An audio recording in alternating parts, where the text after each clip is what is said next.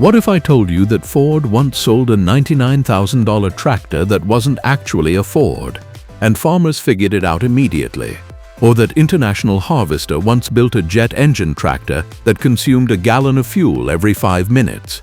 Or that Allis-Chalmers built the world's first fuel cell vehicle in 1959, and it was a farm tractor that needed bottled oxygen to run?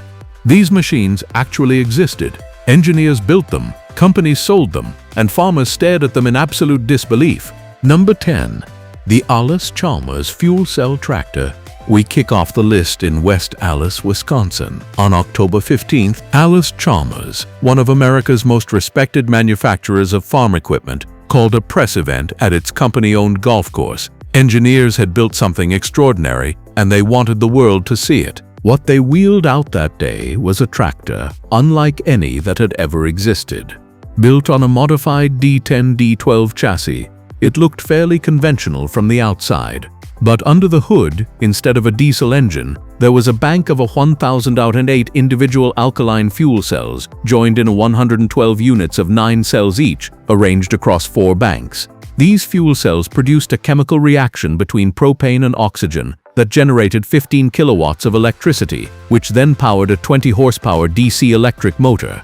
The tractor weighed 5,270 pounds and could produce up to 3,000 pounds of drawbar pull. The demonstration was remarkable. Engineers drove it into an alfalfa field and plowed a double-bottom furrow. The machine worked. It ran entirely without combustion, without smoke, and almost entirely without noise. In 1959, on a golf course in Wisconsin, Allis-Chalmers had just built the world's first fuel cell vehicle. Not a car, not an aircraft, but a farm tractor. The engineering establishment was genuinely impressed. As the Smithsonian Institution, which now holds the original machine in its collection, documents, this tractor predated every other fuel cell vehicle in history. The GM Electrovan, usually cited as a landmark, didn't appear until 1966, 7 years later. So why is it on this list? Because the moment the demonstration was over, Allis-Chalmers donated the tractor to the Smithsonian and essentially moved on. The fundamental problem was simple and brutal. The fuel cell system required pure oxygen, or at minimum very high purity oxygen, along with propane to function. Farmers could buy propane. They could not buy bottled oxygen cheaply, reliably, or in sufficient quantity to run a tractor for an entire working day on their property. As one old forum discussion on Smokestack put it plainly, the real problem was that farmers could get the propane but not the oxygen cheap enough to run it. Number 9. The International Harvester HT341 turbine tractor. It is 1961. The space race is underway. American optimism about technology is at an all-time high. And somewhere inside International Harvester's engineering department, someone asks the question that would haunt them for the rest of the decade. What if we put a jet engine in a farm tractor? To be fair to IH, this was not as crazy as it sounds. The company owned a subsidiary called the Solar Aircraft Company, based in San Diego, California, a genuine aerospace manufacturer of small gas turbine engines. IH engineers had been experimenting with hydrostatic drive transmissions, and they needed a test mule. So they took a stock IH 340 tractor, ripped out the normal engine, and dropped in a Solar Titan T62T turboshaft engine, a unit originally designed as an auxiliary power system for jet aircraft. The engine weighed only 90 pounds, measured 21 inches long and 13 inches in diameter, and spun at an extraordinary 57,000 revolutions per minute. The tractor was redesigned with striking, futuristic sheet metal, given space-age styling, and named the HT. It made its public debut on July 20, 1961, at the University of Nebraska's 10th Annual Tractor Day in Lincoln, Nebraska. The crowd was electrified. A tractor that looked like a drag racer and sounded like a jet aircraft had that effect. IH received enormous praise for their vision and innovation. And then the truck carrying it home overturned in Missouri when a bird flew into the cab of the transport vehicle, causing the driver to swerve. The brand new, one-of-a-kind experimental tractor was extensively damaged. I repaired it, made modifications, larger tires, a 3-point hitch, stabilized steering, a new red and white paint scheme, and renamed it the HT341. They continued showing it at farm shows and dealer open houses through 1962. But even setting aside the highway accident, the tractor had fundamental problems that no amount of futuristic styling could solve. The turbine was, according to IH engineers themselves, too loud, too complicated, and too thirsty to ever be a practical farm machine. A replica HT340 built decades later by enthusiast Brian Harris consumed a gallon of jet fuel every 5 minutes during operation, so roughly 12 gallons per hour. A standard diesel farm tractor of comparable power burns perhaps 2 to 3 gallons per hour. The fuel cost alone would have bankrupted most farms in a single season. Number 8. The Eicher Colani tractor. Now we move from the failures of ambition to a failure of pure aesthetics. In the 1990s, famous German industrial designer Luigi Colani was commissioned to redesign the Eicher 656 VEC narrow vineyard tractor. Colani was a man known for his radical, aerodynamic, organic-shaped designs. He had worked on trucks, aircraft, furniture, and sports equipment. The result was the Eicher Colani tractor, a machine that looked like something from a science fiction cartoon. Its cab was egg-shaped, completely rounded, almost cartoonishly smooth. If the Jetsons had a family farm, this is what they would have parked in their barn. Colani was obsessed with aerodynamics. The problem was that this was a vineyard tractor, a machine that typically travels at walking pace between rows of grapevines. Aerodynamics on a vehicle that maxes out at roughly 10 miles per hour is not a feature, it's a decoration. As reported by Farm Machinery Sales, the cab's extremely narrow entry and interior made it uncomfortable for anyone of average build, and the complete absence of rear-view mirrors made it genuinely impractical on any real working farm. The lack of mirrors on a working agricultural vehicle is not a design choice, it's just a mistake. The Eicher Colani was, in fairness, never intended for mass production. It was a concept piece, but it was built as a real functioning machine, which means real engineers had to sit down and figure out how to build an egg-shaped cab onto a working tractor, and they did it. And the result was a tractor that looked incredible and worked at exactly the level you'd expect from an aerodynamically optimized vehicle designed to travel at the speed of a leisurely walk. Number 7. The Fendt Trisix. In 2007, at the Agritechnica trade show in Germany, the biggest agricultural machinery show in the world, Fendt unveiled the Trisix Vario. And it was genuinely impressive to look at. 6 wheels, 3 axles, 540 horsepower, 2 Vario CVT transmissions, a frame stretching nearly 25 feet long. It looked like a machine from a different era, something you might expect to see pulling a space shuttle down a runway. The problem? The Trisix never made it past that trade show floor. Despite the excitement it generated, the machine never entered production.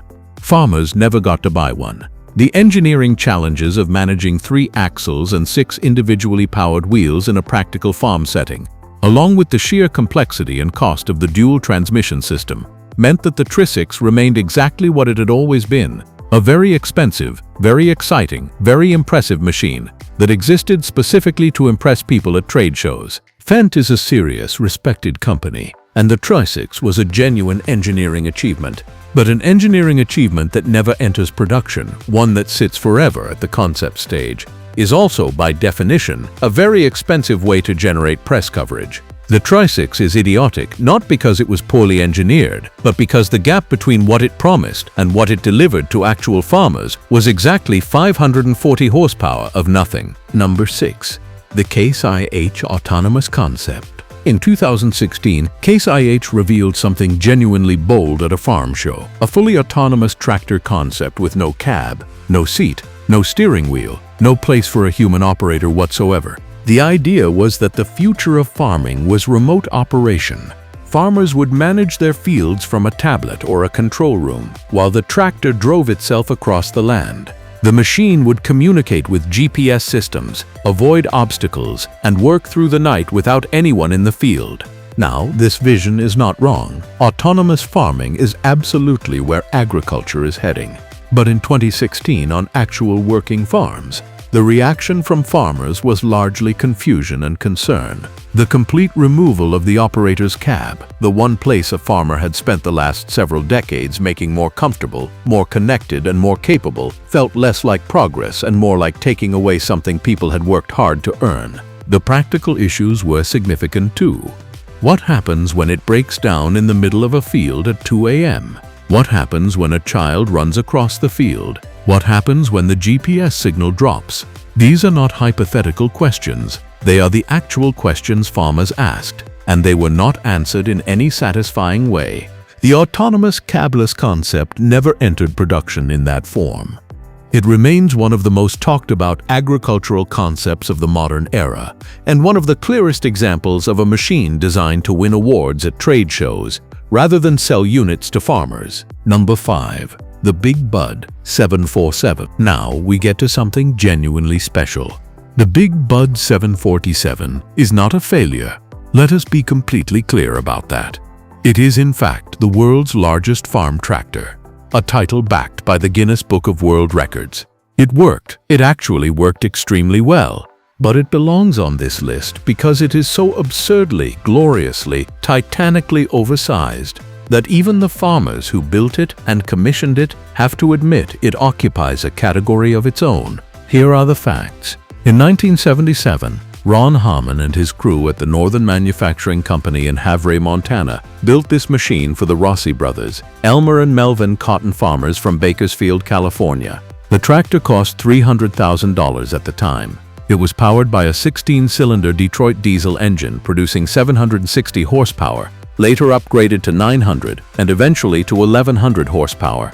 It measures 27 feet long, 14 feet tall, and 20 feet wide. When its 1,000-gallon fuel tank is full, it weighs 100,000 pounds.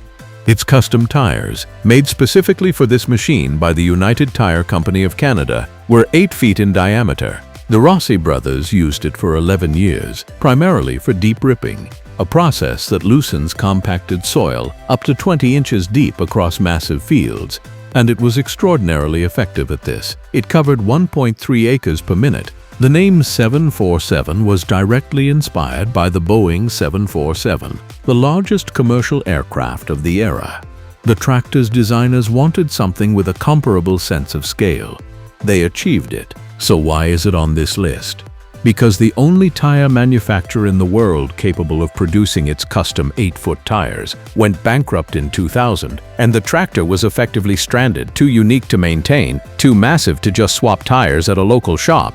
The world's most powerful farm tractor was temporarily defeated by the tire supply chain. It has since been fitted with Goodyear replacements and lives on. But you have to appreciate the particular comedy of a machine that can pull a 24-meter cultivator at highway speeds being stopped in its tracks because nobody makes its tires anymore. Number 4. The Samson Iron Horse. This one needs a moment, because what you are about to hear is real. It happened. It was built and sold by one of the largest corporations in American history. In 1918, General Motors, yes, that General Motors, the automaker, the company that builds Chevrolets, decided it wanted to compete with Henry Ford in the tractor market. GM chairman William C. Durant bought the Samson Tractor Company of Stockton, California, and set up a massive new production facility in Janesville, Wisconsin. GM then acquired the rights to a design called the Jim Dandy Motor Cultivator and renamed it the Samson Model D Iron Horse. It was introduced in January 1919. Now, here is the part where you need to stop and absorb what you're about to hear. This tractor, this machine built by General Motors, one of the most technologically sophisticated manufacturing companies in the world at that time, was designed to be steered with leather reins, like a horse, literally. You held leather reins. You pulled left, the tractor went left. You pulled right, it went right. You pulled back, it stopped. The entire control system was designed so that a farmer could operate it from a trailing implement sitting on the plow behind the tractor, exactly as they had operated a team of horses. Durant apparently believed farmers would feel more comfortable transitioning from horses to machines if the machine felt like a horse. The tractor weighed 1,900 pounds and was powered by a 4-cylinder Chevrolet engine with power transmitted to all 4 wheels through canvas belts. And those canvas belts were a problem. They broke constantly. The agricultural environment, dirt, moisture, stress, destroyed them. The machine also had a tendency to tip over. And the steering-by-Rhine system, while clever in concept, was deeply impractical for any real plowing operation. GM built them by the thousands. And then, as farm collector documents, the severe recession of 1921 hit. Motor cultivators fell out of fashion, and GM was left with thousands of unsold iron horses in a warehouse. In 1922, General Motors exited the farm equipment business entirely and converted the Janesville facility to Chevrolet automobile production.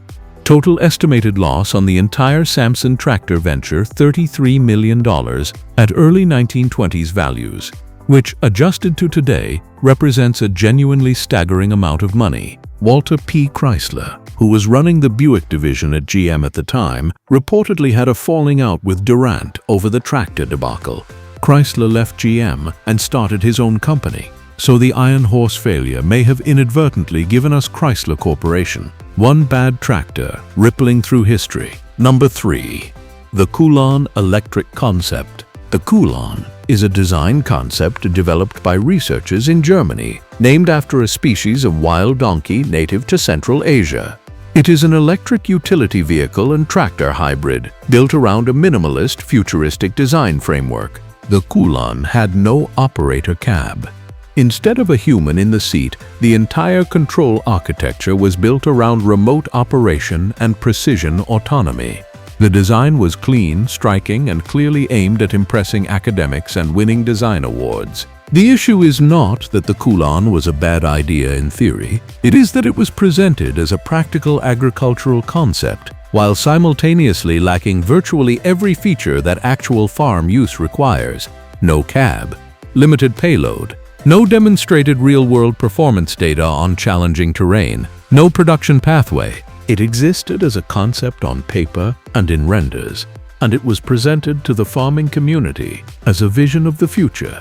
A future in which all of the lessons farmers had learned about what their machines needed to survive and perform in the field had apparently been set aside in favor of aesthetics. The Koulan is not idiotic because it was ugly. It was actually quite beautiful. It is idiotic because it was built by people who clearly admired the idea of a farm from a comfortable distance. Number 2. The Bates Steel Mule. In 1915, Albert Bates designed a machine that would be first built by the Joliet Oil Tractor Company of Illinois, and the idea was genuinely interesting. The Bates Steel Mule was a half-track tractor, 2 conventional wheels in the front for steering, and a single continuous track in the rear for traction. The concept was borrowed directly from military half-track vehicles, which were already demonstrating impressive performance in rough terrain. A single rear track would give you the traction of a crawler in the back, while the wheeled front end gave you steering flexibility. On paper, this makes a certain amount of engineering sense. In practice, the single rear track created serious balance and stability problems. The track was narrow enough to cause issues in soft ground, and the design required constant adjustment to keep the machine performing correctly. The overall traction advantage over a conventional 4-wheel tractor was marginal at best, and the added mechanical complexity of maintaining the track system far outweighed any benefit in normal farming conditions. The Bates Steel Mule was eventually refined through several iterations and was actually produced until the mid-1930s, so it was not a total commercial failure in the way many machines on this list were. But the core concept, a half-track farm tractor, was never really embraced by the farming community, and for good reason. Tracks are excellent, wheels are excellent, a machine that is half of each is excellent at neither. Number 1. The Ford FW60, and here we are. Number 1. The most audacious, most corporate, most magnificently brazen act of tractor deception in the modern era of agriculture. The 1977 Ford FW60. To understand this machine, you need to understand the landscape of the late 1970s farm equipment market. High horsepower articulated 4-wheel drive tractors were booming in North America.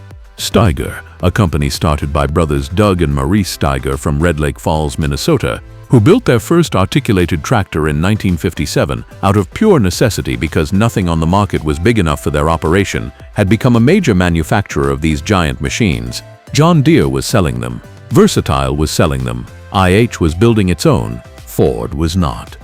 And Ford desperately wanted to be. So Ford's management made a business decision that was logical on paper and deeply embarrassing in practice. Rather than design and engineer their own articulated four-wheel drive tractor, which would take time, capital, and actual engineering effort, they walked over to Steiger in Fargo, North Dakota, and said, "Build us your tractors, paint them blue, and put our name on them." And that is exactly what happened.